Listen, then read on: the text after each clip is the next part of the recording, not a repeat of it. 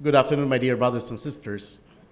In our gospel reading today, we have heard that Jesus was driving out a demon from a man who was mute.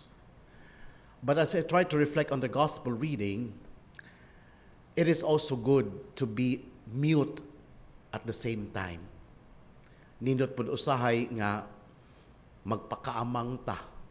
In other words, nindot pud nga usahay sirado pud ni atong baba. Kay kasagaran sige lang abli. When would be the time that we need to close our mouth? Number one, when we do not have sufficient data. When people gather, nagsugod nga nagchismis diha, if you do not have sufficient data, you do not need to open your mouth. Kay mapunan nato, usahay pod makuhaan. Kung wag kay sigurado sa imong hibaw-an, better close your mouth.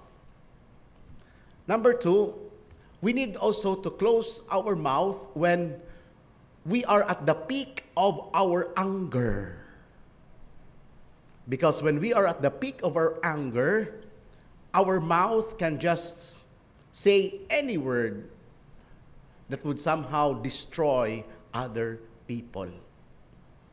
Usahay mas hait pa, masakit pa ang atong baba kaysa atong kamot. So better, when you're at the height of your anger, keep quiet, keep silent. Try to process yourself. Try to calm down your anger. And number three, we need to keep silent when the words that we're going to utter would hurt other people. Kung ang atong isulti makapasakit, mga panaway, better close your mouth. And so, it's also good to be mute sometimes. And that would be our prayer.